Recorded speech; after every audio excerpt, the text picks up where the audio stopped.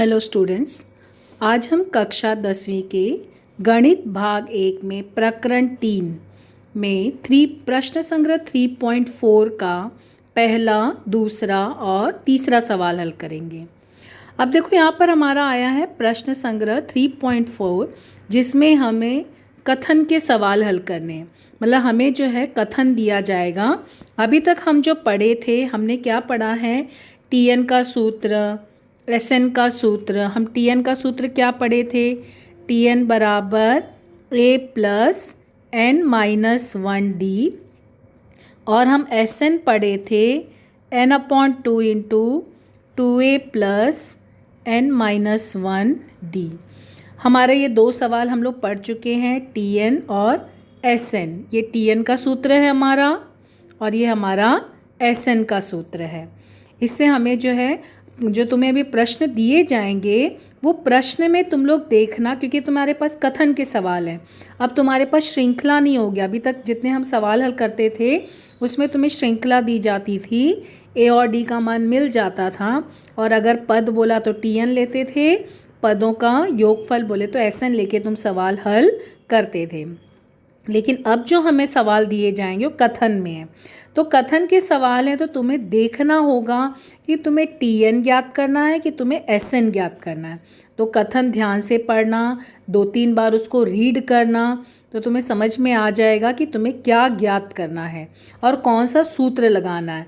कभी भी जो भी दिया रहेगा कथन के सवाल, उसको क्या करना, पहले उसे जो है, जो दिया है वो जानकारी लिखना और फिर देखना कि तुम्हें कौन सा सूत्र लगाना है, क्या ज्ञात करना है।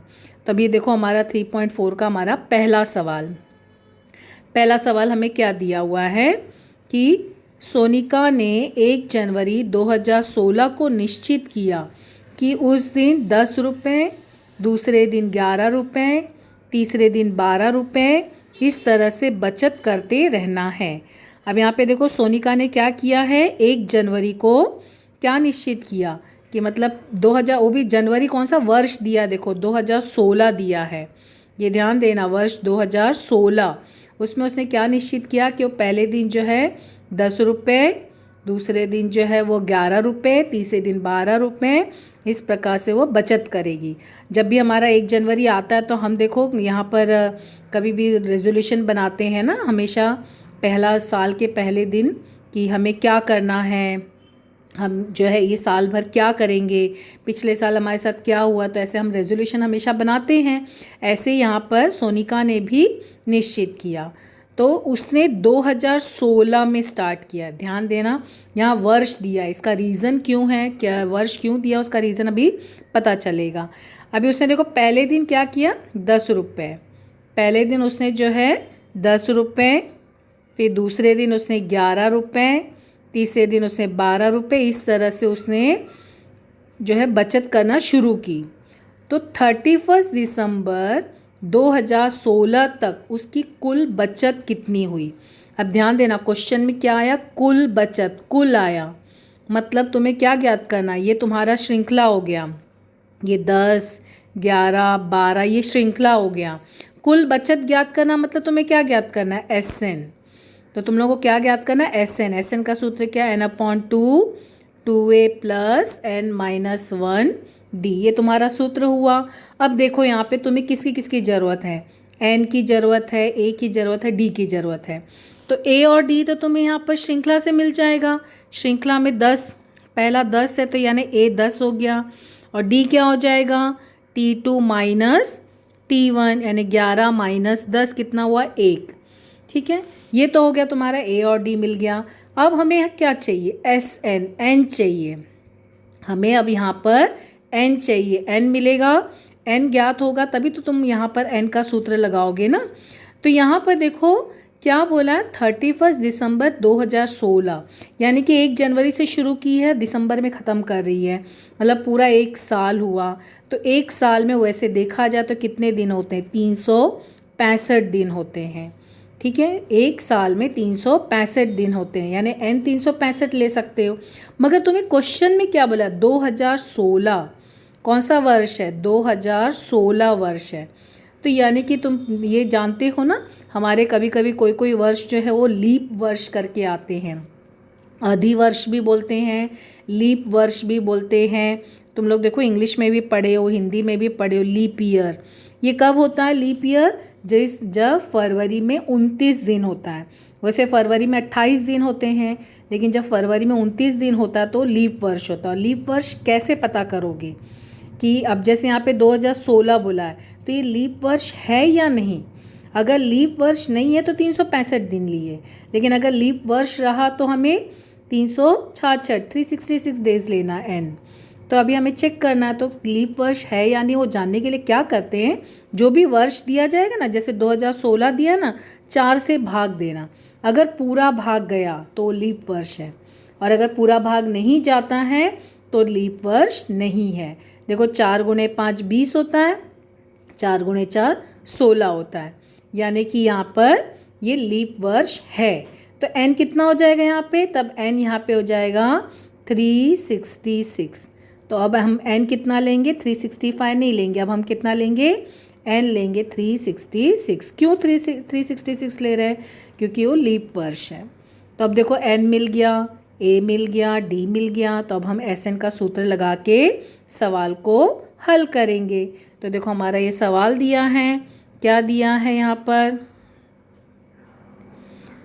कि सोनिका ने 1 जनवरी को निश्चित किया। तो तुम लोग कैसे लिखोगे सवाल को? पहले तो तुम्हें सवाल लिखना है ना, श्रृंखला बनानी है। तो यहाँ पर लिखोगे सोनिका का मतलब प्रश्नानुसार सोनिका की बचत। क्योंकि सोनिका ने प्रश्न में कहा है ना 1 जनवरी से, तो बचत क्या है? 10, 11, 12 डॉट डॉट डॉट, आगे हमको नहीं दिया ना तो डॉट डॉट डॉट लगा देना। ठीक है, तो ये क्या हो गया?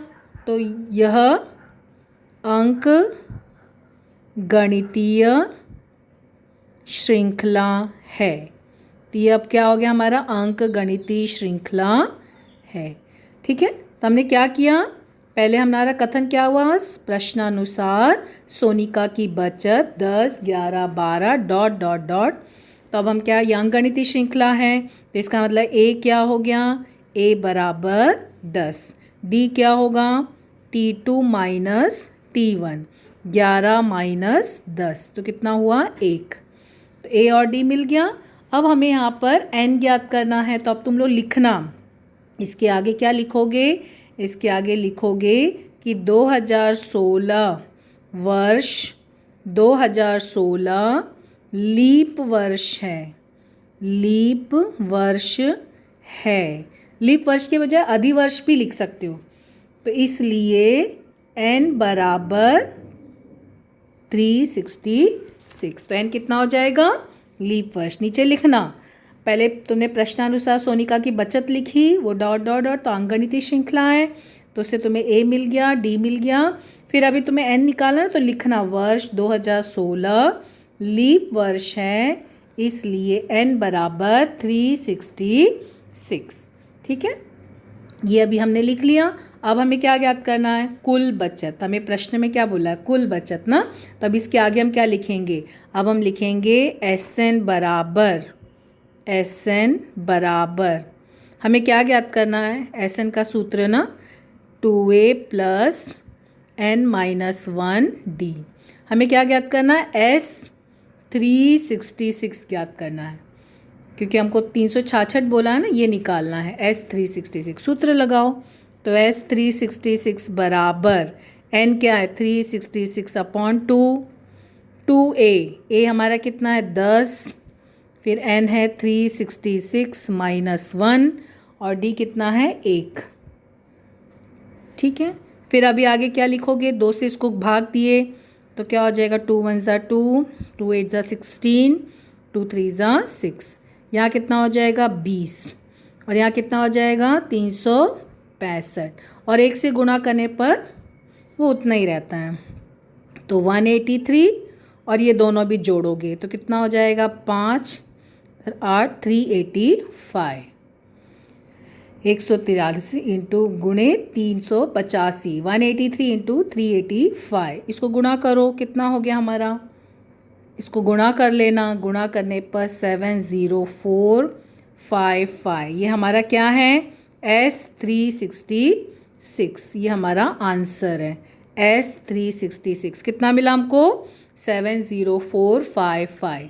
ठीक है, तो लेकिन ये हमारा कथन का सवाल है ना, कथन का सवाल है तो हमें आंसर भी कथन में मिलने चाहिए। तो अब हम कथन क्या लिखेंगे, हमें क्या बोला 31 दिसंबर 2016 तक सोनिका की कुल बचत पूछा है ना, तो अभी हमें कथन का सवाल है तो हम कथन में लिखेंगे। देखो ना यहाँ पे क्वेश्चन में क्या बोला है, 31 दिसंबर 2016 तक उसकी कुल बचत कितनी है, उसकी यानी सोनिका, यहाँ क्वेश्चन में सोनिका, तो लास्ट में कथन है ना, तो कथन में लिखोगे, क्या लिखोगे, सोनिका की कुल बचत कितना मिला था अभी हमको आंसर 70455। अब देखो यहाँ रुपीस में कलेक्शन हो रहा है ना, तो इकाई भी लिखोगे रुपीस, तो ये हो जाएगा हमारा आंसर, तो ये होगा आंसर। सोनिका की कुल बचत 70455 और रुपीस, क्योंकि यहाँ पे रुपीस जानते हो ना, आजकल अब ऐसे रुपीस लिखा जाता है, ये चिन्ह में, चाहे इंग्लिश हो चाहे हिंदी हो, यही चिन्ह लगाया जाता है। तो ये हो गया हमारा 3.4 का पहला सवाल। अब हम आएंगे 3.4 के दूसरे सवाल में। देखो हमारा दूसरा सवाल क्या दिया है, किसी व्यक्ति ने 8,000 रुपये कर्ज लिया तथा उस पर 1360 ब्याज देने का वादा किया। देखो व्यक्ति ने क्या किया है, कर्ज लिया, कितने का 8,000 रुपये का, मतलब किसी व्यक्ति ने 8,000 रुपये का कर्ज लिया, लोन लिया, और उसने क्या बोला है कि वह जो है 1360 रुपये ब्याज, यहाँ पे जब वो कर्ज लौटाएगा तो 1360 रुपये ब्याज देगा। ठीक है, वादा किया था, यानी लास्ट में उसको टोटल कितना हो गया, ये प्लस ये उसका कुल हो जाएगा, यानी कुल उसको जो रकम भरनी है वो हो जाएगी 8,000 प्लस 1360, तो कितना हो जाएगा 9,360। मतलब उस व्यक्ति को लौटाना कितना है, ये लौटाना, यानी उसकी जो रकम है वो ये है, उसको कुल रकम इतनी देनी है, कुल रकम। देखो क्वेश्चन में, पहले क्वेश्चन में तुम्हें कुल रकम ज्ञात करना था, यहाँ पे देखो ऐसे कथन में दिया है, तो ये क्या हो गया हमारा कुल रकम। ठीक है, फिर उसके बाद क्या बोला है, प्रत्येक किस्त के बाद 40 रुपये कम करते हुए कुल 12 किस्त में उसने कर्ज का भुगतान कर दिया। मतलब उसने क्या किया, कर्ज तो भर दिया, लेकिन कैसे भरा, प्रत्येक किस्त के बाद 40 रुपये कम करते हुए, यानी हर, जैसे पहले किस्त में कुछ उसने पैसे भरे तो अगले किस्त में उसने 40 रुपये कम दिए, ऐसे करते करते उसने 12 किस्त में पूरा कर्ज दे दिया। अब एक चीज़ देखो यहाँ पे क्वेश्चन में क्या बोला है, मतलब तुम्हें यहाँ श्रृंखला नहीं दी गई, जैसे पहले प्रश्न में बोला था ना, पहले दिन 10, दूसरे दिन 11, तीसरे दिन 12 ऐसे दिया था ना, यहाँ तुम्हें यही नहीं बताया कि पहला कुछ किस्त उसने कितना भरा, वो बताया ही नहीं, लेकिन ये बोला है कि प्रत्येक किस्त के बाद, हर किस्त के बाद 40 रुपये कम कर रही है, वो व्यक्ति 40 रुपये कम कर रहा है, यानी जैसे पहले इसमें मान लो उसने जो है 100 रुपये दिए, तो अगले इसमें वो 40 रुपये कम करेगा। ठीक है, तो ऐसे करते करते वो 40 रुपये कम करते करते 12 किस्त में उसने पेमेंट पूरा कर दिया। इसका मतलब ये डी क्या दिया मालूम है, 40, लेकिन कम करते हुए दे रहा है, इसका मतलब डी क्या हो गया तुम्हारा -40। देखो पहले कथन से हमको मिला था n, पहले कथन से हमको n मिला था 9,360 ना, दूसरे कथन से हमको d मिला है, दूसरे कथन से हमको क्या मिल गया, d मिला -40। देखो क्वेश्चन अगर पढ़ोगे ना, 2-3 बार रीड करोगे ना, तो तुम्हें समझ में आ जाएगा कि तुमको दिया क्या है। ठीक है, अच्छा अब यहाँ क्या बोला है, उसने 12 किस्त, उसने क्या किया है, जो 12 किस्त है,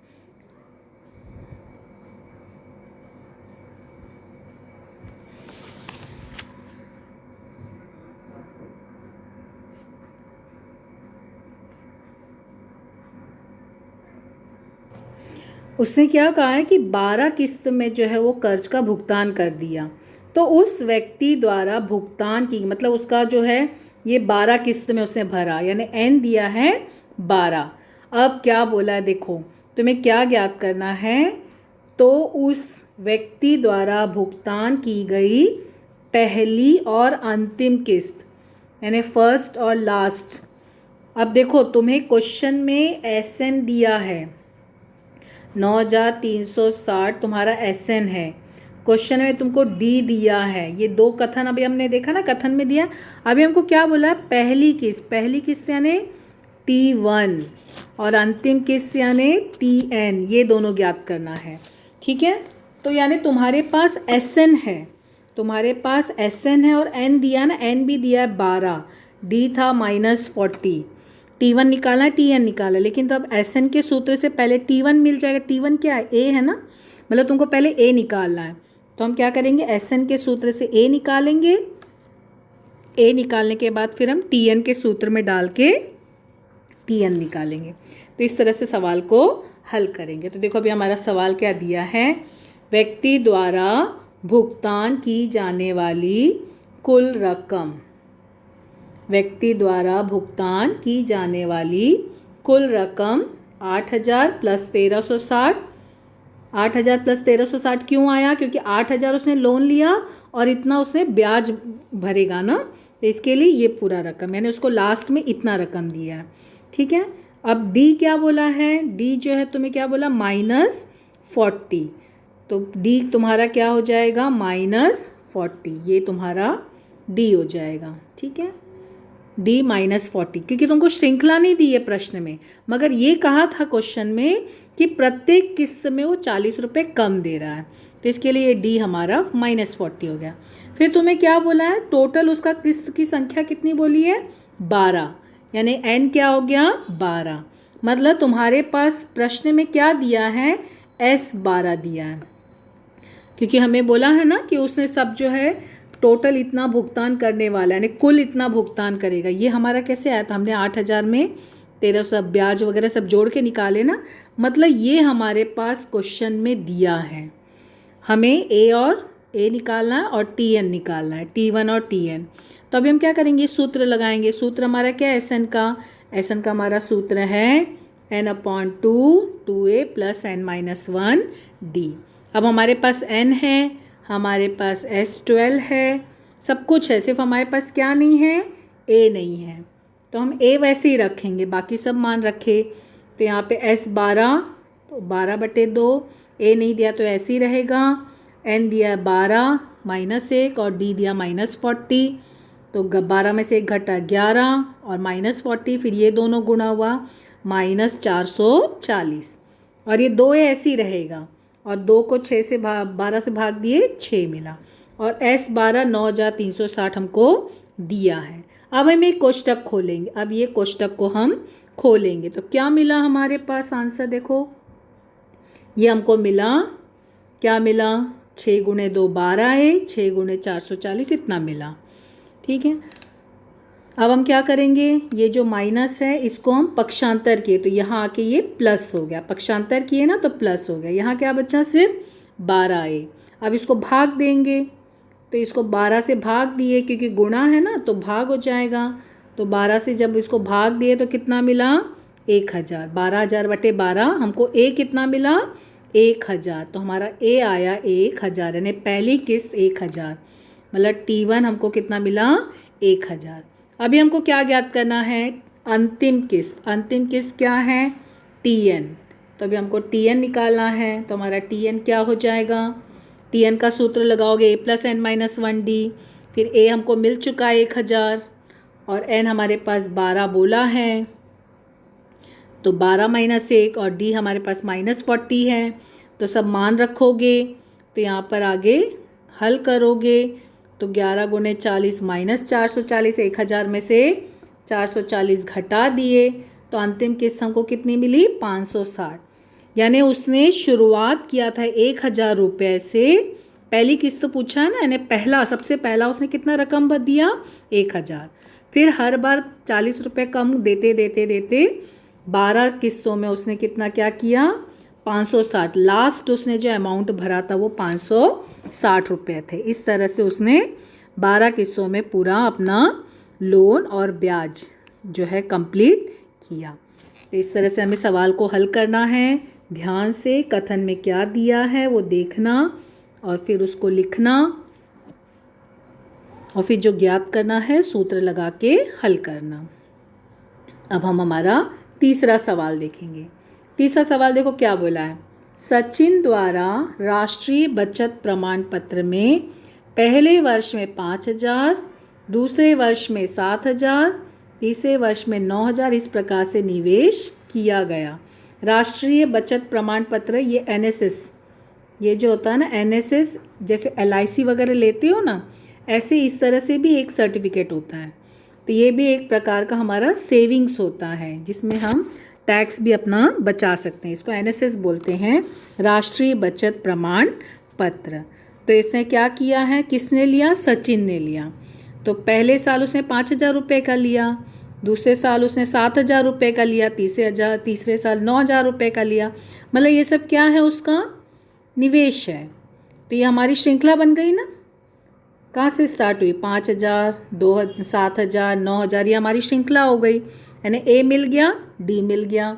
आगे क्या बोला है, तो सचिन ने 12 वर्ष में कुल कितना निवेश किया। मतलब उसने जो है 12 वर्ष में कुल निवेश कितना किया। अब देखो प्रश्न में कथन क्या है, कुल आ गया, मतलब SN, और कितने वर्ष में, 12 वर्ष में। यानी क्या ज्ञात करना है, S12 ज्ञात करना है। मतलब तुम्हें क्या ज्ञात करना है, S12।